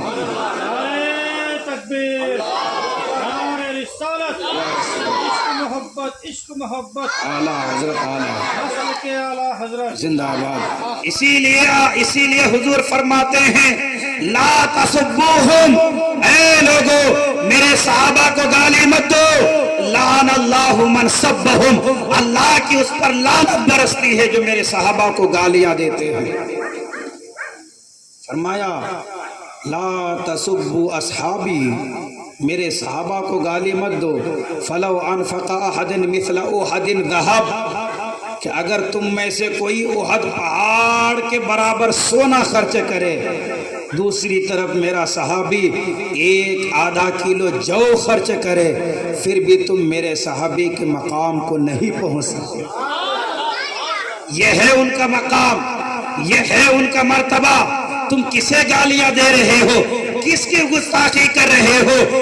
یہ جو تم صحابہ کو گالیاں دے رہے ہو، یہ حقیقت میں تم مصطفیٰ کو گالیاں دے رہے ہو، اس لیے کہ اسی مصطفیٰ کا اعلان ہے جو ان سے محبت کرے گا مجھ سے محبت کی وجہ سے ان سے محبت کرے گا، جو ان سے دشمنی کرے گا مجھ سے دشمنی کی وجہ سے ان سے دشمنی کرے گا۔ فرمایا اصحابی کا نجوم، لوگو یہ میرے صحابہ جو ہے نا یہ سب ستارے کی طرح ہیں۔ فَبِأَيِّهِمْ اقْتَدَيْتُمْ اِهْتَدَيْتُمْ، تم ان میں سے جس کی بھی پیروی کرو گے، جس کو بھی فالو کرو گے، تم ہدایت کو پا جاؤ گے۔ حضور تو یہ فرما رہے ہیں اس کے پیچھے چلو تو ہدایت پا جاؤ گے۔ گویا حضور یہ اعلان کر رہے ہیں کہ یہ میرے صحابہ یہ عام انسان نہیں ہے، بلکہ یہ رہبر ہے، یہ رہنما ہے، یہ قائد ہیں۔ تم ان کے پیچھے چلو، ان کے پیچھے پیچھے چلو گے، یہ تمہیں جنت تک پہنچا دیں گے۔ آج اگر کوئی انہی کو گالی دے، آج اگر کوئی انہی کو برا بھلا کہے تو بتاؤ پھر دین کیسے سالم رہے، بتاؤ پھر دین کیسے محفوظ رہ سکتا ہے، بتائیے دین پھر کیسے صحیح سلامت رہ سکتا ہے۔ صحابہ کرام کی عدالت میں اگر کسی نے شک کیا، ان کی ایمانداری پہ دیانت داری پہ کسی نے شک کیا تو حضرت مجدد الف ثانی فرماتے ہیں اس کا ایمان نکل گیا۔ اس لیے کہ صحابہ کی دیانت داری اور ان کی ایمانداری پہ شک کرنے کا مطلب یہ ہے کہ اس نے قرآن پاک میں شک کیا۔ قرآن کس کے ذریعے سے ہم تک پہنچا، کن کی محنتیں ہیں، کن کی کوششیں ہیں؟ سب صحابہ کرام کی تو محنتیں ہیں، ان میں بہت بڑی کوشش، بہت بڑی محنت سیدنا امیر معاویہ کی ہے۔ امیر معاویہ کاتب وحی ہیں، تو اب اگر کوئی امیر معاویہ کی گستاخی کرتا ہے تو حقیقت میں وہ دین اسلام کی گستاخی کر رہا ہے، حقیقت میں وہ قرآن پاک کی گستاخی کر رہا ہے، حقیقت میں وہ قرآن کا انکار کر رہا ہے۔ یہ وہ لوگ ہیں کہ جن کے بارے میں اللہ فرماتا ہے وَكُلًّا وَعَدَ اللَّهُ الْحُسْنَىٰ، ہم نے ہر ایک کے ساتھ بھلائی کا وعدہ فرما لیا ہے، ہر ایک چنے ہوئے ہیں۔ حضور فرماتے اللہ نے مجھے چنا اور میرے لیے میرے صحابہ کو چنا۔ تو جسے اللہ چنے کیا اسے تم گالی دو گے؟ جسے اللہ نے چنا تم اسے گالی دے رہے ہو تو گویا اللہ کے انصاف پر تم انگلی اٹھا رہے ہو، گویا اللہ کے فیصلے پر تم انگلی اٹھا رہے ہو۔ تو پھر تم دیکھو تمہارا ایمان بچتا ہے، تم دیکھو کیا ان کو گالیاں دے کر بھی تمہارا ایمان محفوظ رہے گا؟ معاذ اللہ، ہرگز ایسے لوگوں کا ایمان محفوظ نہیں رہ سکتا ہے۔ جو لوگ آج حضرت علی کی محبت کے نام پر اس طرح کے بکواسات کر رہے ہیں، حضرت ابو بکر کو گالی دیتے، حضرت عمر کو گالی دیتے، حضرت عثمان کو، حضرت امیر معاویہ کو، دیگر صحابہ کو گالیاں دے رہے ہیں، حقیقت میں وہ حضرت علی کو گالیاں دے رہے ہیں، حقیقت میں وہ حضرت علی کی توہین کر رہے ہیں۔ آپ کہیں گے حضرت یہ کیسے؟ تو سنو، حضرت علی کرم اللہ تعالی وجہ الکریم نے 25 سال تک خلفائے راشدین کے پیچھے نمازیں پڑھی ہے. یہاں آواز اونچی آنی چاہیے تھی. خلفائے راشدین کا تذکرہ ہو. 25 سال تک حضرت علی نے خلفائے راشدین کے پیچھے نمازیں پڑھی ہیں. میں حضرت علی کے دروازے پر رہنے والا جو کتا ہے نا، اس کتے کے جہاں پیر پڑے ہیں نا، وہاں کی جو دھول ہے نا، جو مٹی ہے، میں اس مٹی کے بھی برابر نہیں. کہ میں اپنی حقیقت بتا رہا ہوں. حضرت علی کے ادنا غلاموں میں بھی نام آ جائے تو میری مقدر کی معراج ہے. میں ان کے در کے کتے کے پیر جو ہے، اس پیر سے لگنے والے جو دھول ہیں، اس دھول کے برابر اپنے آپ کو نہیں سمجھتا. لیکن میرا حال یہ ہے کہ جب میں کہیں نماز پڑھنے جاتا ہوں تو دیکھتا ہوں کہ امام جو یہاں ہے وہ امام نماز پڑھانے لائق ہے بھی یا نہیں ہے. آپ بھی دیکھتے ہوں گے، دیکھنا بھی چاہیے.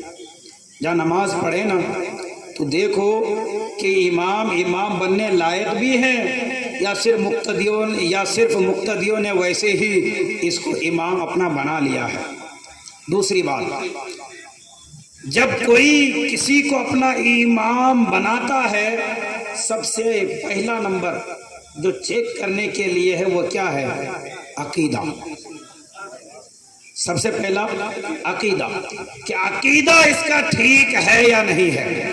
اگر عقیدہ ٹھیک ہے، امام کی ساری شرطیں ہیں، تو آپ اس کے پیچھے نماز پڑھتے ہیں. مجھے بھی موقع ملتا میں بھی اس کے پیچھے نماز پڑھ لیتا. لیکن اگر اس کے اندر امامت کی شرطوں میں سے کوئی شرط نہ پائی گئی، اس کا عقیدہ صحیح نہیں ہے، تو بتائیے کہ آپ اس کے پیچھے نماز پڑھتے ہیں؟ چند لوگوں نے بولا کیا باقی لوگ پڑھ لیتے ہیں؟ کیا نہیں پڑھتے نا. جب میں حضرت علی کے در پہ پلنے والے کتے کے پیر سے لگنے والے جو دھول ہیں، اس کے برابر اپنے آپ کو سمجھتا ہوں. لیکن میرا حال یہ ہے کہ ہر کسی کو امام نہیں بناتا. تو حضرت علی نے 25 سال تک جن کے پیچھے نمازیں پڑھی ہیں، 25 سال تک جو کہتے رہے پیچھے اس امام کے، تو کیا حضرت علی نے ویسے ہی ان کو اپنا امام بنا لیا تھا؟ کیا؟ اچھا، ایک تو ہماری نمازیں ہیں اور وہ نماز حضرت علی کی نماز. کیسی نماز کے قضا ہو جائے تو ڈوبا ہوا سورج پھر سے پلٹ آئے اور نماز ادا کرے. وہ حضرت علی کی وہ شاندار وہ عالی نماز. 25 سال انہوں نے حضرات خلفائے راشدین کے پیچھے پڑھی ہے. تو اگر حضرت ابو بکر میں یا حضرت عمر میں یا حضرت عثمان میں معاذ اللہ کوئی کمی ہوتی، یہ لوگ اہل بیت کا حق مارے ہوتے، تو حضرت علی کہتے پیچھے اس امام کے؟ نہیں کہتے نا. حضرت علی نے ان کے پیچھے نماز پڑھی تو گویا حضرت علی نے یہ بتایا کہ میری ابو بکر سے کوئی دشمنی نہیں ہے، عمر سے کوئی دشمنی نہیں ہے، عثمان سے کوئی دشمنی نہیں ہے، بلکہ محبتوں کا عالم تو یہ تھا کہ حضرت علی اپنی اولاد کے نام حضرت ابو بکر و عمر و عثمان کے نام پر نام رکھتے تھے. ان کے یہاں تحفے بھیجا کرتے تھے، ہدیے بھیجا کرتے تھے. یہ صحابہ آپس میں رحم دل ہے، رحم دل. لہذا جو یہ کہے، جو صحابہ کے لڑانے کی باتیں کرے، جو صحابہ اور اہل بیت کو الگ کرنے کی باتیں کرے، تو دیکھو قرآن کیا کہہ رہا ہے. کیا قرآن اس جاہل مقرر کی طرح باتیں کر رہا ہے؟ جو یہ جاہل مقرر آج اسٹیجوں پر آ کر صحابہ کے درمیان دشمنیاں ظاہر کروا رہا ہے، اہل بیت کو الگ، صحابہ کو الگ بتانے کی کوشش کر رہا ہے. قرآن تو ان کے دل کی گواہی اس طور پر دے رہا ہے رحماء بینہم، کہ تمام صحابہ تمام اہل بیت آپس میں رحم دل تھے، آپس میں ایک دوسرے سے ملتے جلتے تھے، آپس میں دشمنیاں نہیں تھی، آپس میں بغض و عناد نہیں تھا۔ اچھا زیادہ سے زیادہ کوئی انسان کسی کی نیت پر شک کر سکتا ہے، زیادہ سے زیادہ کہ حضرت ابو بکر نے کام ایسا کیا تھا لیکن نیت ایسی تھی، عمر نے کام ایسا کیا تھا لیکن یہ نیت ایسی تھی، نیت پر ہی شک کیا جا سکتا ہے۔ لیکن اللہ تبارک و تعالی وہ تو علیم ہے، خبیر ہے، وہ خود فرماتا ہے علیم بذات الصدور، تمہارا سینہ اس میں دل، اس دل میں بھی جو بات چھپی ہوئی ہے نا اسے بھی میرا رب جانتا ہے۔ وہ اللہ فرماتا ہے جب کچھ لوگوں نے اعتراض کیا نا، جب حضرت ابو بکر نے حضرت بلال کو خریدا اور حضرت بلال کو خرید کر آزاد کیا، تو وہ لوگ کہنے لگے شاید یہ بلال کا ابو بکر پر کچھ احسان رہا ہوگا، کچھ بھلائی کیا ہوگا۔ اللہ نے ان کے دل کی گواہی دی، ان کے دل کی بات کی، اللہ نے ان کے دل کی پاکیزگی کو بیان کیا اور فرمایا وَسَيُجَنَّبُهَا الْأَتْقَى الَّذِي يُؤْتِي مَالَهُ يَتَزَكَّى وَمَا لِأَحَدٍ عِندَهُ مِن نِعْمَةٍ تُجْزَى إِلَّا ابْتِغَاءَ وَجْهِ رَبِّهِ الْأَعْلَى۔ فرمایا کہ اس نے جو مال خرچ کیا ہے صرف اسی لیے تاکہ الا ابتغاء وجہ ربہ الاعلی، اللہ کی رضا حاصل۔ اللہ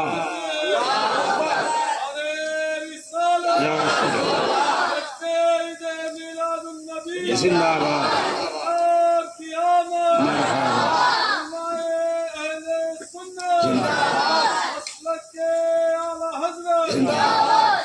اللہ تبارک و تعالی ان کے دلوں کے حالات کو بھی لوگوں کے سامنے ظاہر کر رہا ہے اور بتا رہا ہے کہ یہ صحابہ جو ہیں یہ دکھاوے کے لیے نہیں بلکہ صرف اللہ کی رضا کے لیے کام کر رہے ہیں۔ تو حضرات سنی وہی ہوگا کہ جو اہل بیت کو بھی مانے اور ساتھ ہی صحابہ کو بھی مانے۔ حضور فرماتے ہیں کہ میرے صحابہ کی مثال ستاروں کی طرح ہے اور میری اہل بیت کی مثال کشتی نوح کی طرح ہے۔ لہٰذا اگر سلامتی چاہتے ہو، جنت تک پہنچنا چاہتے ہو، اگر اپنے عقیدے کو بچانا چاہتے ہو تو پھر عقیدہ وہ ہونا چاہیے جس عقیدے کی ترجمانی میرے امام نے کی ہے۔ کیا اہل سنت کا ہے بیڑا پار، اصحاب حضور نجم ہے اور ناؤ ہے عطرت رسول اللہ۔ دو حدیثوں کا مفہوم ہے یہ ایک شعر، دو حدیث، نجم ستارے کو بولتے ہیں۔ تو وہ جس کا عقیدہ رہے گا وہی حق ہے۔ اور جہاں آپ دیکھیں کہ کوئی صحابہ کو مانتا ہے لیکن اہل بیت کو نہیں مانتا، کوئی اہل بیت کو مانتا ہے صحابہ کو نہیں مانتا، تو سمجھ جائیے اس کا وہ عقیدہ نہیں جس عقیدے کا ہم سے مطالبہ کیا گیا ہے۔ وہ ہمارے آئیڈیل ہے۔ ارے تم کسے گالیاں دے رہے ہو؟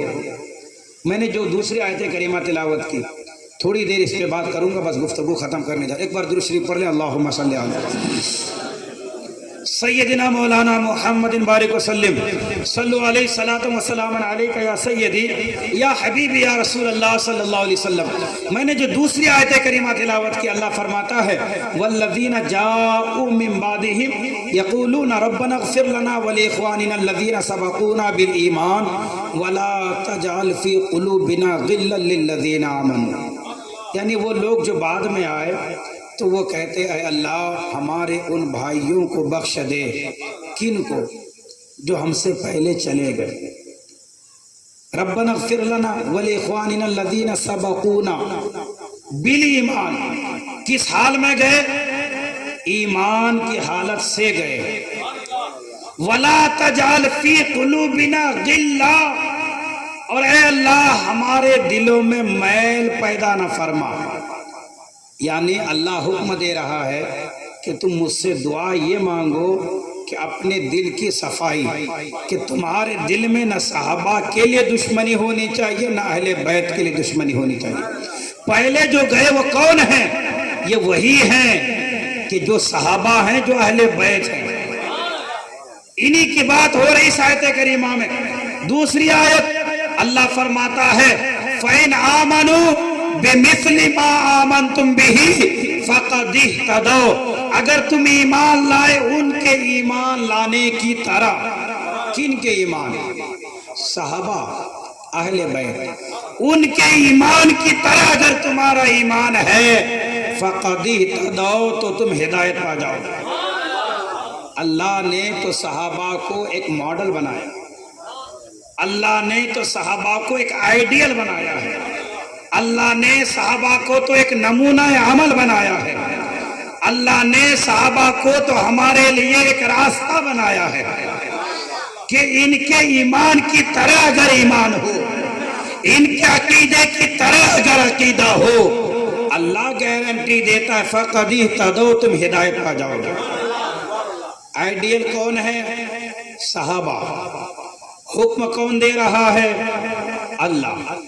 آپ بازار جا رہے ہو، آپ کی جورو نے کہا کہاں جا رہے ہیں؟ آپ نے کہا بازار. کہا جی فلپکارٹ پہ ایک سوٹ دیکھا تھا، پسند آیا، ذرا یہاں آف لائن بھی دیکھ لینا کیا ریٹ ہے. آپ کی جورو نے آپ کو وہ فوٹو سینڈ کر دیا اس ڈریس کا. آپ گئے کپڑے کی دکان میں، آپ نے دیکھا کپڑا، 1 2 10 20 کپڑے دیکھ لیے، آپ کو پسند نہیں آیا. وہ دکھاتا رہا، آپ دیکھتے رہے، کپڑا پسند نہیں آیا. آپ واپس آنے لگے دکان سے. دکاندار نے کہا بھائی کیا بات ہے، اتنے کپڑے ہیں تجھے پسند نہیں آیا؟ لاکھوں نہیں کروڑوں کا کپڑا ہے میری دکان میں، تمہیں کوئی کپڑا پسند نہیں آیا؟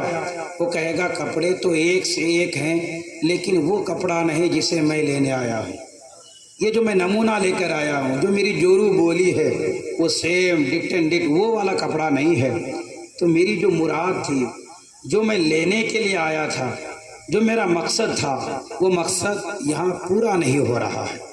وہ جو نمونہ تھا، جو کپڑا مجھے چاہیے تھا، وہ کپڑا تیری دکان میں نہیں ہے. اگرچہ اس کے علاوہ ایک سے ایک کپڑے ہیں، آپ کپڑا نہیں لیں گے، واپس آ جائیں گے. تو اب بلا تشبیہ بلا تمثیل اللہ فرماتا ایمان لاؤ ان کے ایمان لانے کی طرح. اللہ نے صحابہ کو نمونہ بنا دیا کہ ان کے ایمان کی طرح ایمان ہو تو تم مومن ہو، اور اگر ان کے ایمان کی طرح تمہارا ایمان نہیں تو پھر تم مومن نہیں. اگرچہ آگے پیچھے تم 10 20 درجنوں القابات لگا لو، شیرے وہ تو شیرے، یہ تو خنجرے یہ خنجرے، وہ شمشیرے یہ شمشیرے، وہ آل نبی اولاد علی تو آل ہاشمی تو آل غوث تو آل قطب، چاہے جتنے بھی لقب لگا لو، لیکن اگر تمہارا ایمان صحابہ کے ایمان کی طرح نہیں ہے، رب فرماتا ہے تم مومن ہی نہیں ہو. بات سمجھ میں آئی؟ کیوں؟ اس لیے کہ یہ ہمارے آئیڈیل ہیں. ان کے ایمان لانے کی طرح ہمیں ایمان لانا ہے. اب دیکھو صحابہ کرام آپس میں کیسے تھے. اللہ فرماتا ہے رحماء بینہم، سب آپس میں نرم دل تھے. حضرت امیر معاویہ کی حضرت علی سے کوئی دشمنی نہیں تھی، کوئی دشمنی نہیں تھی. یہ انہوں نے نہ جانے کیوں اس طرح کی باتیں لے کر آتے ہیں. لوگ آخرت تو برباد کر ہی رہے ہیں، دنیا میں کیا فائدہ مل رہا ہے؟ مجھے یہ بات آج تک سمجھ میں نہیں آ رہی کہ صحابہ کو گالی دے کر بھلا دنیا میں تمہیں کیا فائدہ ملا؟ آخرت میں تو کچھ نہیں ملنے والا، کیونکہ اللہ کے حبیب نے فرما دیا لعن اللہ من سبہم، اس پر اللہ کی لعنت ہوگی جو میرے صحابہ کو گالی دے گا. اب جس طرح حضرت ابو بکر صحابی جو فضیلت صحابیت کے اعتبار سے حضرت ابو بکر کو حاصل ہے، وہی فضیلت صحابی ہونے کے اعتبار سے حضرت امیر معاویہ کو بھی حاصل ہے، ایک صحابی ہونے کی حیثیت سے۔ ہاں، تو جو وعدہ حضرت ابو بکر کے لیے ہے وہ کل وعد اللہ الحسنى ورضی اللہ عنہم رضوان اللہ علیہم اولئک هم الصدیقون اولئک هم المفلحون اولئک هم المؤمنون اولئک لهم الحق۔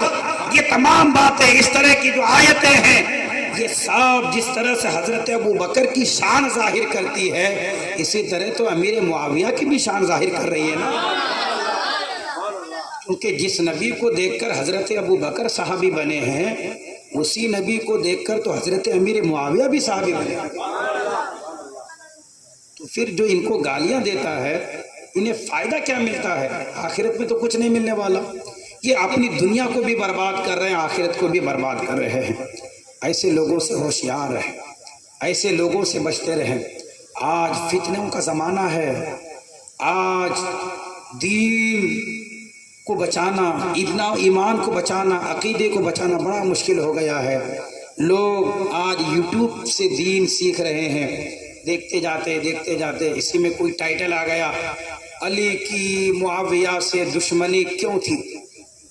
اب انسان نے اس پہ ٹچ کیا، کوئی نقلی سیدہ بیان کر رہا ہے، گستاخی پہ گستاخی آپ سنے جا رہے، ایمان چلا گیا آپ کا، آپ کو پتہ بھی نہیں چلا۔ ارے میں اور تم کون ہو؟ حضرت عمر توریت پڑھ رہے تھے، توریت، اللہ کے حبیب نے دیکھا، کہا عمر کیا قرآن کافی نہیں تیرے لیے؟ جلال میں آ گئے حضور، کہا جب قرآن آ گیا تو اب توریت پڑھنے کی ضرورت نہیں ہے۔ میں آپ سے کہنا چاہتا ہوں، کیا آج سنی علماء کی کمی ہے؟ سنی علماء کی کمی نہیں ہے۔ آپ ان علماء کے بیانات کو سنو، ان علماء کے بیانات پر عمل کرو، ان محفلوں میں جاؤ جن محفلوں سے عشق اہل بیت کا بھی درس دیا جاتا ہے تو عشق صحابہ کا بھی درس دیا جاتا ہے۔ ہاں، ان محفلوں میں جاؤ، ان علماء کے بیانات کو سنو۔ جو لوگ یہ آپس میں دشمنیاں بیان کرتے ہیں نا، یہ حقیقت میں اسلام ہی کے دشمن ہیں، یہ حقیقت میں اسلام کو نقصان پہنچا رہے ہیں، حقیقت میں یہ مسلمانوں کو ہی نقصان پہنچا رہے ہیں۔ یہ اپنا بھی ایمان برباد کر رہے ہیں، دوسروں کا بھی ایمان برباد کر رہے ہیں۔ ایک بار درود شریف پڑھ لیں، اللہم صلی علی سیدنا و شفیعنا و حبیبنا و کریمنا و نبینا مولانا محمد بارک وسلم، صلو علیہ صلاۃ و سلام علیک یا سیدی یا حبیبی یا رسول اللہ صلی اللہ علیہ وسلم۔ معالم التنزیل کتاب کا نام ہے، کیا؟ معالم التنزیل۔ حضور فرماتے ہیں، من زوجنی او تزوج منی من امتی لا يدخل النار۔ حضور فرماتے ہیں، جس کی بیٹی سے میرا نکاح ہو گیا، جس کی بیٹی سے میرا نکاح ہو گیا، یا جس سے میری بیٹی کا نکاح ہو گیا، حدیث پہ غور کیجئے، من زوجنی او تزوج منی، کہ جس کی بیٹی سے میرا نکاح ہو گیا یا میری بیٹی کا جس سے نکاح ہو گیا میری امت میں سے، فرمایا لا يدخل النار، وہ جہنم میں داخل ہی نہیں ہوگا۔ حضرت علی و حضرت عثمان وہ ہیں کہ جن کو حضور نے اپنی بیٹیاں دی ہیں، ابو بکر و عمر وہ ہیں جن سے حضور نے بیٹیاں لی ہیں۔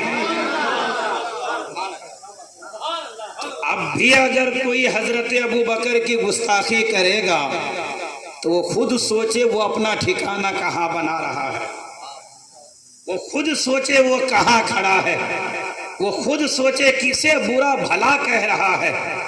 تم اسے گالیاں دے رہے ہو کہ جو حضور کے ساتھ سائے کی طرح چلا کرتے تھے، تم اسے برا بھلا کہہ رہے ہو کہ جو حضور صلی اللہ علیہ وسلم جن سے اتنا خوش ہوئے ان کے عمل سے کہ حضور فرماتے ہیں کہ لوگوں جس نے بھی میرے ساتھ بھلائی کی، جس نے بھی میری مدد کی، سب کو میں نے بدلہ دے دیا ہے۔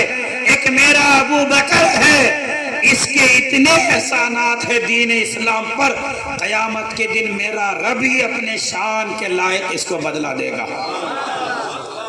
آج لوگ گستاخی کرتے کرتے حضرت ابو بکر تک پہنچ گئے۔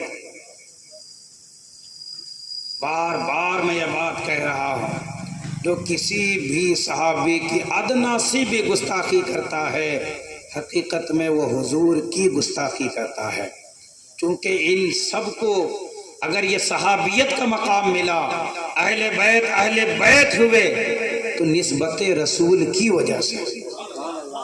اور حضور فرماتے ہیں من احبہم فبحبی احبہم ومن ابغضہم فببغضی ابغضہم۔ جو ان سے محبت کرتا ہے تو میری محبت کی وجہ سے ان سے محبت کرتا ہے، جو ان سے دشمنیاں رکھ رہا ہے تو مجھ سے گویا دشمنی رکھنے کی وجہ سے ان سے دشمنی رکھ رہا ہے۔ تو حضرات، عقیدہ صحیح اور درست کون سا ہوا؟ وہی عقیدہ جس عقیدے پر الحمدللہ ہم اہل سنت والجماعت، جس کو فی زماننا ایک پہچان کے لیے مسلک اعلی حضرت کہا جاتا ہے، اسی مسلک کے ماننے والے حق پر ہیں۔ ہم اہل محبت ہیں۔ ہم کون ہیں؟ اہل محبت۔ ہمارے دل میں صحابہ کی بھی محبت ہے، اہل بیت کی بھی محبت ہے۔ اللہ اس محبت کو قائم رکھے، اللہ اس محبت کو سلامت رکھے۔ ہماری نسلوں میں بھی اللہ صحابہ اور اہل بیت کی محبت کو قائم و دائم رکھے۔ میرے بولنے میں یا آپ کے سننے میں کوئی غلطی ہو، مولا اپنی حبیب کے صدقے و توسل سے معاف فرمائے، اور ہم سب کا یہاں حاضر ہونا اللہ اپنی بارگاہ صمدیت میں قبولیت کا درجہ عطا فرمائے۔ وآخر دعوانا ان الحمدللہ رب العالمین۔ السلام علیکم ورحمۃ اللہ۔ درود شریف پڑھیں، اللہم صلی علی سیدنا شفیعنا حبیبنا و کریمنا نبینا مولانا محمد بارک وسلم۔ صلو علیہ صلاۃ و سلام علیک یا رسول اللہ صلی اللہ تعالی علیہ وسلم۔ صحابہ کی میں کیا کیا باتیں بیان کرتا، میں کون ہوتا ہوں جو صحابہ کی تعریفیں بیان کر سکوں اور ان کی خوبیاں بیان کروں، کیونکہ خود میرا رب ہو کر کیا فرماتا ہے معلوم ہے؟ ایک بات یاد آ گئی، اس لیے میں عرض کر رہا ہوں۔ اللہ فرماتا ہے وَالْعَادِيَاتِ ضَبْحًا فَالْمُورِيَاتِ قَدْحًا فَالْمُغِيرَاتِ صُبْحًا فَأَثَرْنَ بِهِ نَقْعًا۔ اللہ فرماتا ہے حبیب آپ نہیں، آپ کے صحابہ بھی نہیں۔ حبیب جس وقت آپ کے صحابہ آپ کے ساتھ کسی جنگ میں تشریف لے جاتے نا، جس گھوڑے پر سوار ہو کر وہ تشریف لے جاتے، اس گھوڑے کے پیر میں بھی وہ کھر جو نیچے ہوتا ہے، اس کھر سے جب کوئی پتھر ٹچ ہونا تو اس سے چنگاریاں نکلتی ہے، اسی کو عربی میں نقع بولتے ہیں۔ اللہ فرماتا ہے حبیب آپ نہیں، آپ کے صحابہ نہیں، آپ کے صحابہ کی سواری نہیں، آپ کے صحابہ کی سواری کے پیر، وہ پورا پیر بھی نہیں، وہ سب سے نیچے جو کھر ہے نا، میں رب ہو کر اس کی قسمیں کھا رہا ہوں۔ یہ ہے صحابہ کی شان۔ بس اب اس سے بڑھ کر میں کیا بیان کروں صحابہ کی شان۔ اب ان دھول کی بھی قیامت تک تعریف ہوتی رہے گی جس دھول نے صحابہ کے گھوڑے کے قدموں کو چوم لیا تھا، اس دھول کی بھی تعریف ہوتی رہے گی قیامت تک۔ تو پھر اس گھوڑے کی کیا شان ہے، پھر جو گھوڑے کے اوپر جو صحابہ بیٹھے ان کی پھر کیا شان ہے۔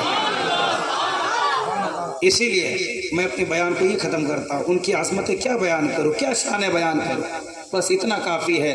اللہ رب ہو کر فرماتا ہے فَأَثَرْنَ بِهِ نَقْعًا، میں رب ہو کر اس مٹی کی قسم کھا رہا ہوں جس مٹی نے تیرے صحابہ کے گھوڑے کے قدموں کو چوما تھا. درود شریف پڑھیں. اللہم صلی علی سیدنا شفیعنا حبیبنا و کریمنا و نبینا مولانا محمد بارک وسلم. صلو علیہ صلاۃ و سلام علیک یا رسول اللہ صلی اللہ تعالی علیہ وسلم.